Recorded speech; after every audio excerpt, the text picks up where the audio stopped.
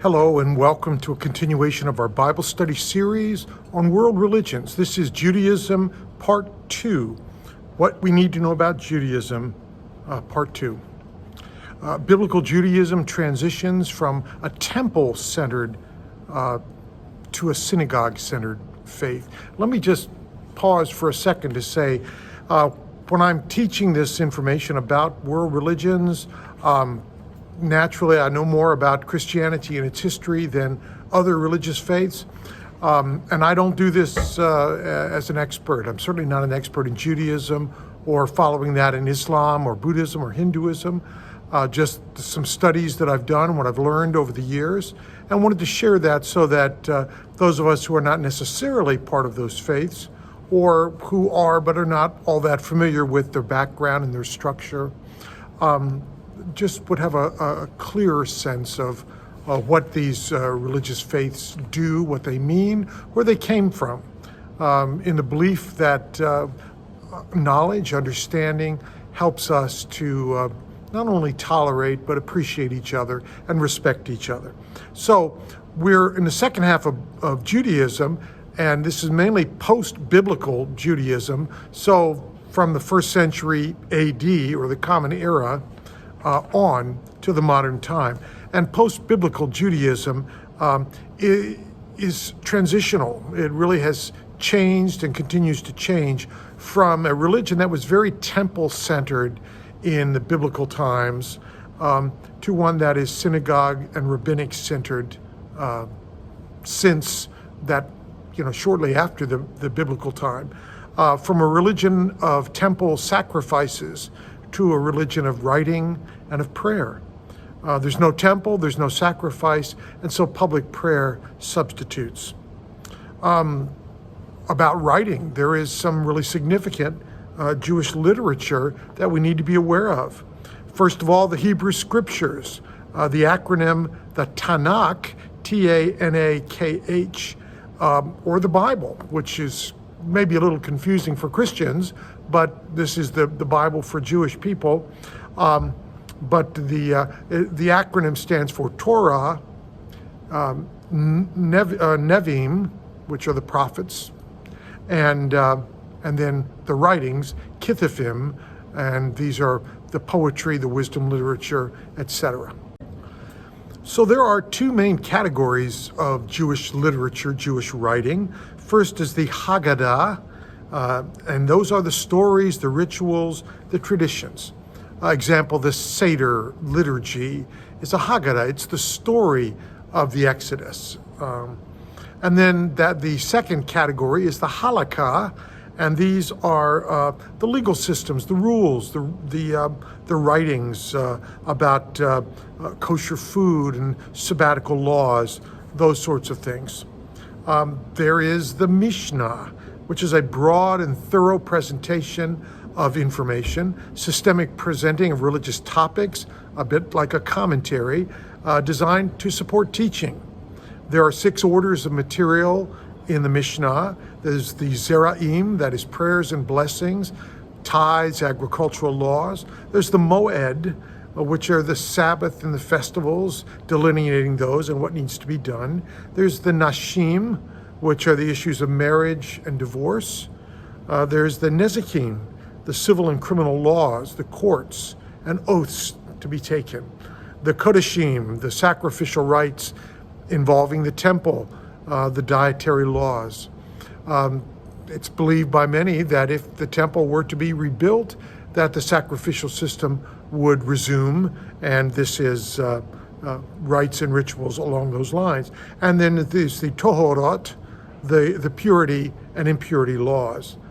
Then, in addition to the Mishnah, there's the Midrash. Midrash is a type of literature that follows the biblical order in presentation. There are 2 types, the Midrash Agadah, like the Haggadah, which is storytelling and the stories behind the stories. And then there's the Midrash Halakha, which involves Jewish law and practice. There's the Talmud. The Talmud is a composite of some 300 years or more of rabbinic learning. It's based on the Mishnah and concerns Jewish law and ritual. And then finally, Jewish prayer books, and many Christians are very familiar with portions of these. The earliest we know of these Jewish prayer books is the 9th century, and we make use of them, many of us, in ceremonies, memorial services, and our own personal devotional life. All right, one of the most famous rabbis that you may or may not have ever heard of is Rabbi Maimonides. He is from Spain in the 12th century. He lived in Spain. Really an outstanding rabbi, considered one of the greatest of all time. And one of the things that he brought that had not really been done up till then was a list of Jewish principles. Now, Spain at that time, and for the next couple of centuries, was a very eclectic interfaith community of people. And so he made this list of Jewish principles to refute some of the challenges of Christianity and Islam. I'm not presenting the entire list here, but it is quite striking, and I think especially makes sense when you see it in terms of challenges presented by Christianity and Islam. But first of all, he affirms the existence of God, the unity of God, not Trinity, but one God, the God's unity, that God has no corporeal aspect. So that is to push back against Christians who believe that God became flesh, that God is eternal, that God alone, there's no intermediaries, no need for priests to interpret God, that only God should be worshiped. No saints, no icons, that sort of thing. The belief in prophecy, that Moses was the greatest of the prophets, and that all of the Torah in our possession is divine and was given through Moses. The 5 books of Moses, the belief that they were actually, and in reality, historically, given through Moses and directly from God.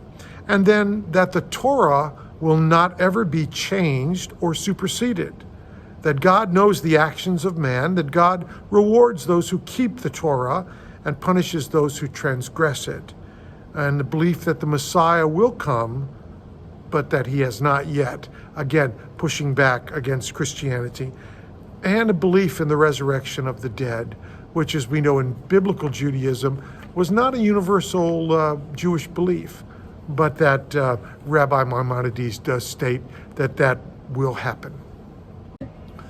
Okay, so regarding post-biblical prayer and worship in Judaism, worship is also called public prayer, and it has replaced the sacrificial system. Prayer, worship should be done 3 times a day, morning, afternoon, and evening. And again, this is reminiscent or perhaps influencing Islam, which believes in prayer 5 times a day.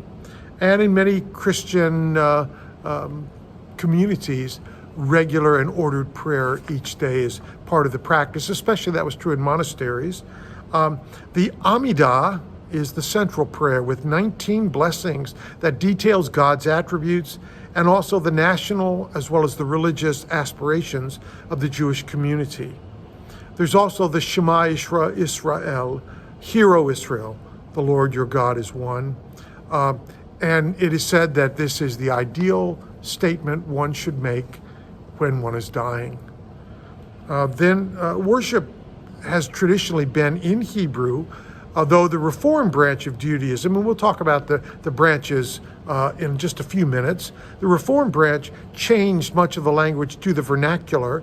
That was one of the aspects of Reform Judaism, was to assimilate a little more into the cultures of which Jewish people were part. So many of the prayers and the worship was changed to the vernacular, though more recently there's been a return to the use of Hebrew.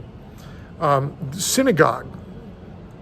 These were originally house churches, and the tradition is that it took 10 men, an Orthodox tradition, or 10 people in the Reformed tradition to have a synagogue, and the belief was that each of the 10 tithing would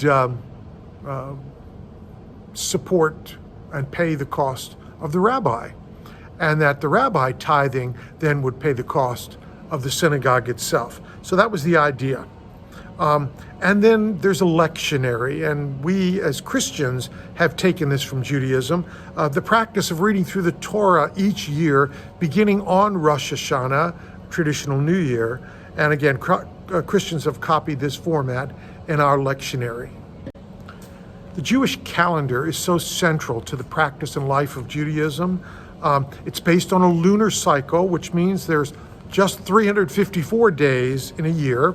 And so every few years, Jews add a leap month, not a leap year day or leap second, but a leap month, in which the 12th month, and I do not remember the names of those months, and I don't have them written down here, but you repeat the 12th month becomes the 13th month, and that kind of resets things.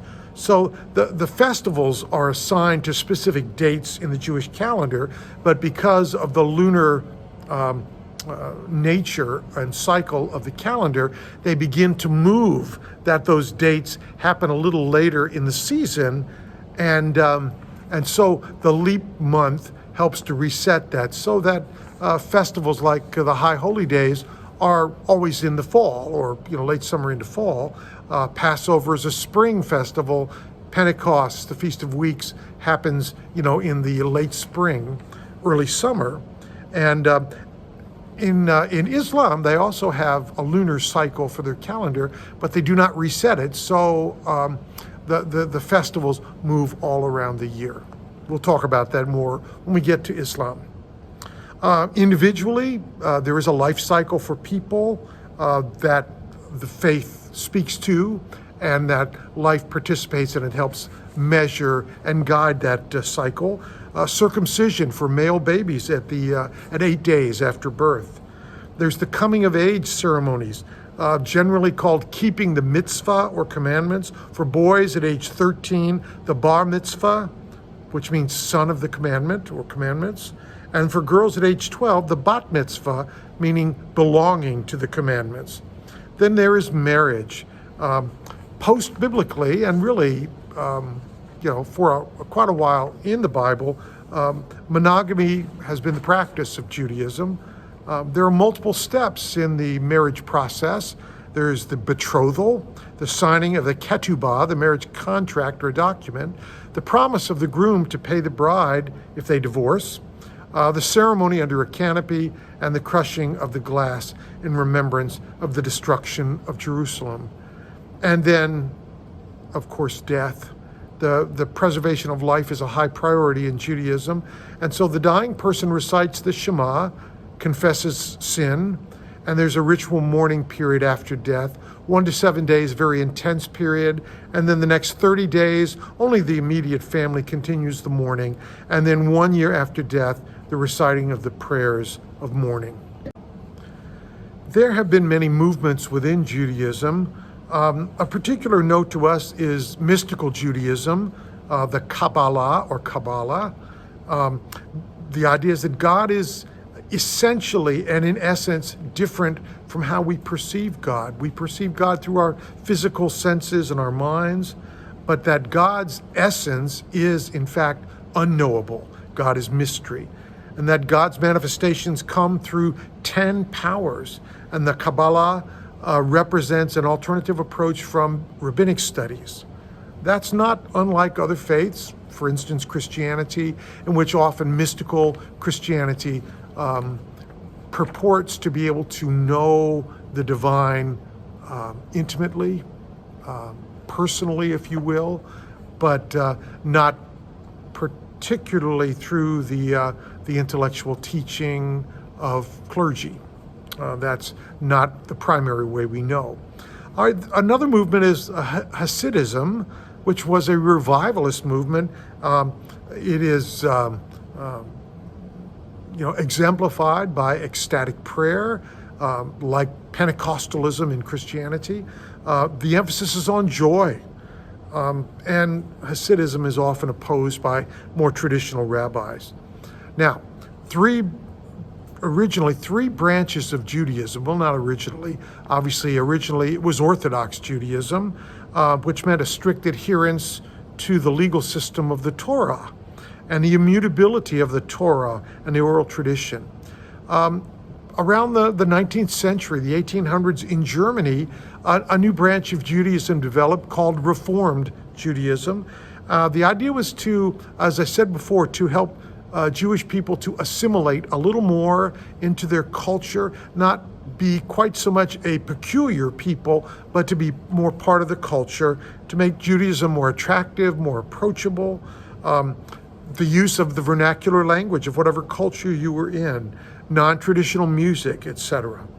And then in the United States, in the 20th century or the 19th century, is the conservative movement. It was kind of a middle ground between Orthodox and Reform, but it was a product of the United States society as well. And then more recently, in the 20th century, is the Reconstructionist movement, a movement that sees Jewish law as instructive but non-binding on the Jewish community. Jewish law is the basis for ongoing evolution in terms of a meaningful Jewish practice. And it emphasizes communal decision-making through education and draws from traditional Jewish sources.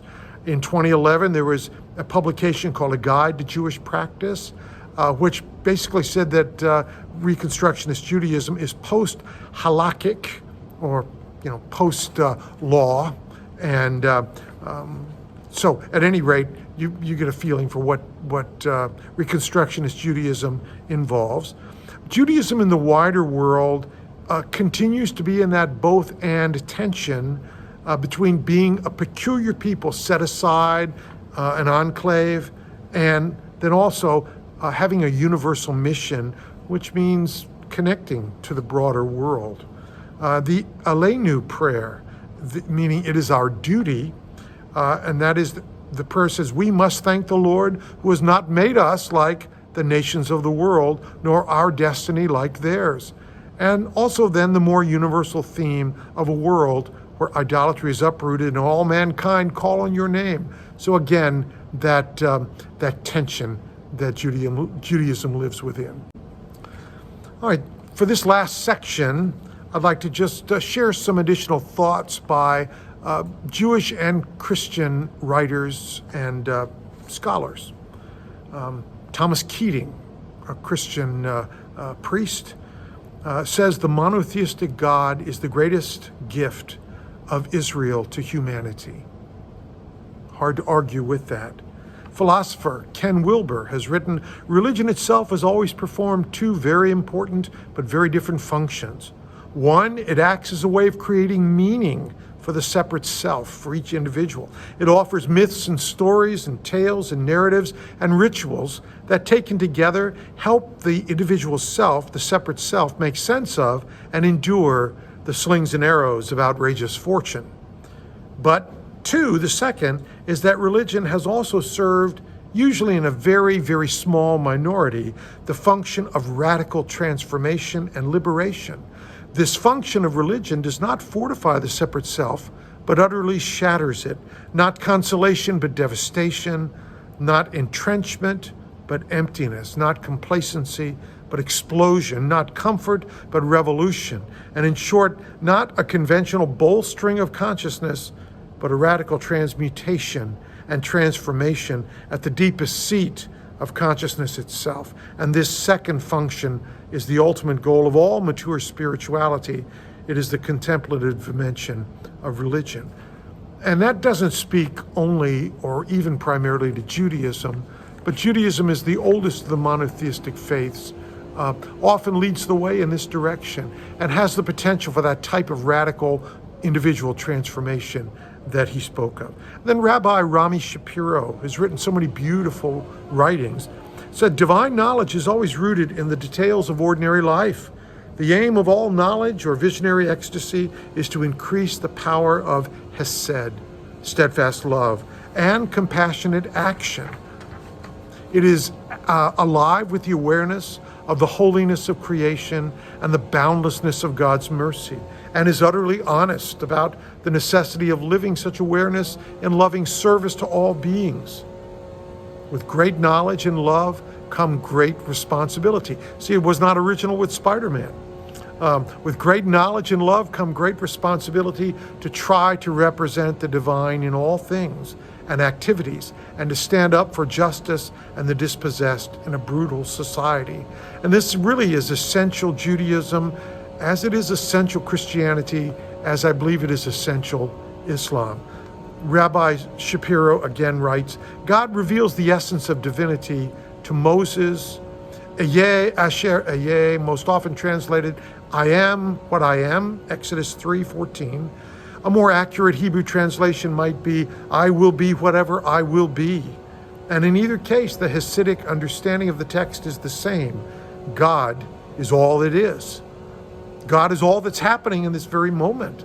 God is I am, not a being or even a supreme being, but being itself. Each of us is a keeper of the I am, just as a wave is a keeper of the ocean in its particular place and time. So are you a keeper of God in your particular place and time. To realize this about yourself is to realize that about all being.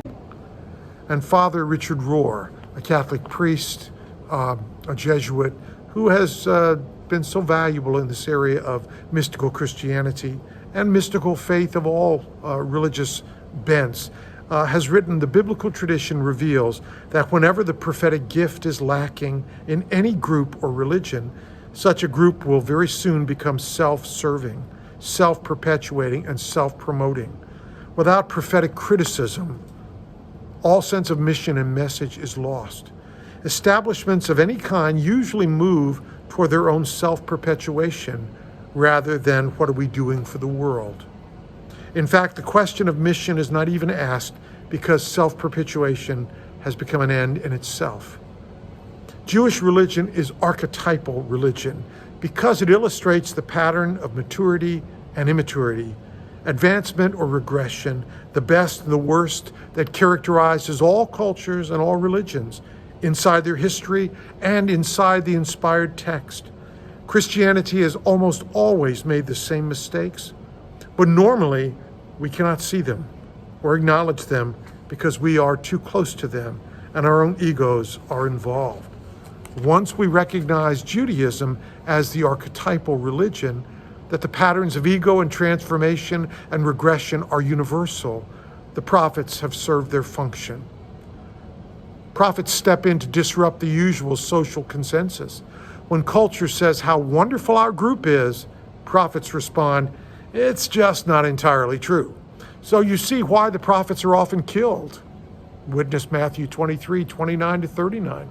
Prophets expose and topple each group's idols and blind spots, showing that we make things into absolutes that are not absolutes in God's eyes. And conversely, that we relativize what in fact is central and important. The spiritual journey moves us from recognizing that our group is God's chosen people, even in our imperfection, to knowing that all people, in fact, all of creation, are God's beloveds and are made in God's image and are equally imperfect in that reflection. Don't waste your time calculating degrees of imperfection. Imperfection is the pattern that draws forth the divine mercy. Judaism is the root of all monotheistic faiths, the source of Christianity and of Islam. May God bless you now and each day as we go forth. Amen.